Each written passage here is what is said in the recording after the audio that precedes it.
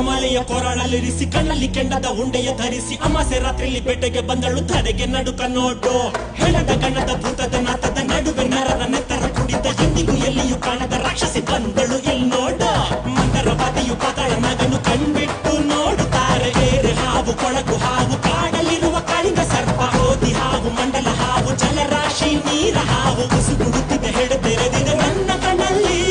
ಸುಂದರ ಗಾಳಿ ಹಂಗೆ ಬಂದವಳು ಶೂಲ ತಂದೋಳು